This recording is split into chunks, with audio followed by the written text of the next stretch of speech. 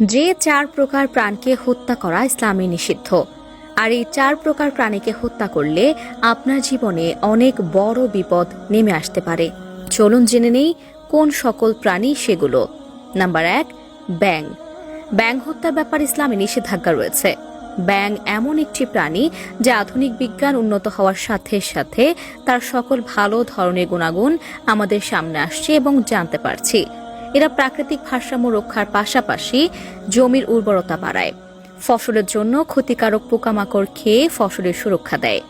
ব্যাঙের কল্যাণে জমিতে অতিরিক্ত কীটনাশক নিতে হয় না। ব্যাঙ নানা আকৃতি প্রকৃতির হয়, এমনকি ভূমিকম্পের পূর্বাভাস ব্যাঙ দিয়ে থাকে।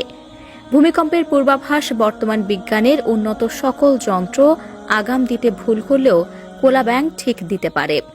তাছাড়া আমরা রাতের বেলায় আমাদের পথে ব্যাঙ দেখলে আমরা লাথি মারি, যা একদমই উচিত নয়। কারণ ব্যাঙ ঠিক ওই সকল স্থানে দাঁড়িয়ে থাকে যেখান থেকে সাপেরা চলাচল করে এবং তারা মানুষের নিরাপত্তার জন্য নিজেদের জীবন সাপের সামনে বিলিয়ে দেয়।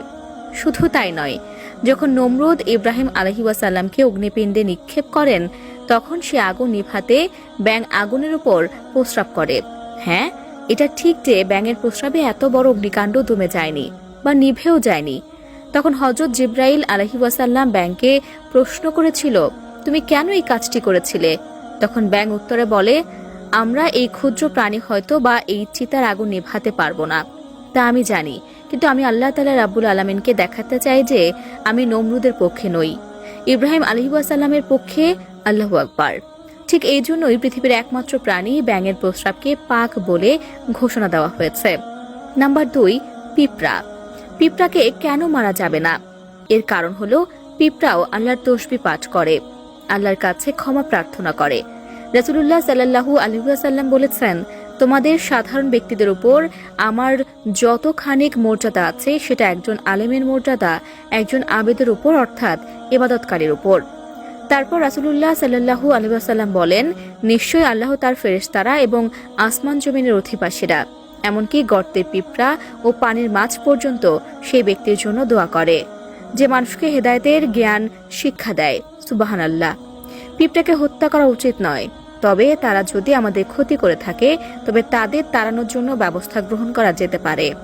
3 নম্বর হচ্ছে মৌমাছি। মৌমাছি মহান আল্লাহ তাআলার অপূর্ব সৃষ্টি, যাকে আরবিতে বলা হয় নাহল। পবিত্র কোরআনে নাহল নামে একটি সূরা অবতীর্ণ হয়েছে। মৌমাছি আমাদের জন্য উৎকৃষ্ট মধু আহরণ করে। প্রিয় নবী সাল্লাল্লাহু আলাইহি ওয়াসাল্লাম মধু খেতে খুবই ভালোবাসতেন। নাম্বার 4, হুদহুদ পাখি। আমাদের দেশে